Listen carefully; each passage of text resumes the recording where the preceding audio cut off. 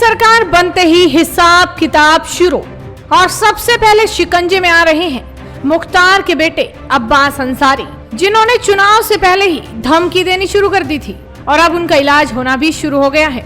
दरअसल यूपी विधानसभा चुनाव के दौरान बीजेपी को लेकर हिसाब किताब लेने की बात करने वाला भड़काऊ भाषण देने के मामले में गैंगस्टर मुख्तार अंसारी के बेटे अब्बास अंसारी पर पुलिस ने शिकंजा कसना शुरू कर दिया है और इस मामले में पुलिस ने अब अपने जांच के दायरे को आगे बढ़ा दिया है। अब्बास के खिलाफ कुछ और धाराएं भी लगाई गई हैं। खबरों के मुताबिक अब्बास अंसारी मऊ की सदर सीट से सुहेलदेव भारतीय समाज पार्टी की टिकट पर चुनाव लड़ रहे थे। 3 मार्च 2022 को पहाड़पुर मैदान में एक चुनावी रैली को संबोधित करते हुए उन्होंने कहा था कि सपा के चुनाव जीतते ही अगले 6 महीने के लिए सभी अधिकारियों का ट्रांसफर रोककर सभी के साथ हिसाब किताब किया जाएगा। तो समाजवादी पार्टी के राष्ट्रीय अध्यक्ष आदरणीय अखिलेश यादव जी से कहकर आया हूँ कि 6 महीने तक किसी की ट्रांसफर पोस्टिंग नहीं होगी भैया। जो यहाँ है वो यहाँ ही रहेगा, पहले हिसाब किताब होगा,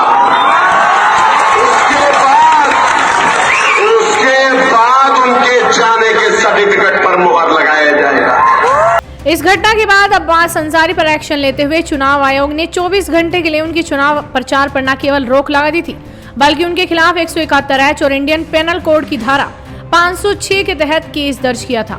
हालांकि अब भाजपा की प्रदेश में दोबारा से पूर्ण बहुमत के साथ वापसी हो चुकी है, तो पुलिस ने भी अपना काम शुरू कर दिया है। अब्बास के खिलाफ पुलिस ने अपना शिकंजा कसते हुए उनके ऊपर नई धाराएं लगा दी हैं। पुलिस ने 186 सरकारी काम में बाधा, 189 लोक सेवक को धमकी, 153A किसी वर्ग विशेष के खिलाफ बयान या अशांति का प्रयास और 120B आपराधिक षड्यंत्र को जोड़ा गया है।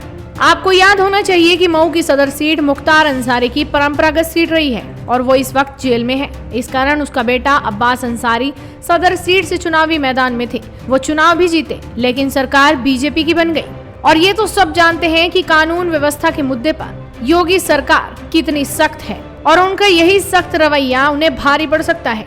इस संबंध में एसओ कोतवाल संजय त्रिपाठी का कहना है कि ये मामला मतदान से पहले का है। इस मामले में पहले ही 2 धाराओं में मुकदमा दर्ज था, बाद में इसमें 4 धाराएं और बढ़ाकर मामले में कार्रवाई की जा रही है और इस कार्रवाई के बाद उनके सुर भी बदल गए हैं। उन्होंने मीडिया पर ही उनके बयान के साथ छेड़छाड़ करने का आरोप लगाकर प्रस्तुत करने की बात कही है।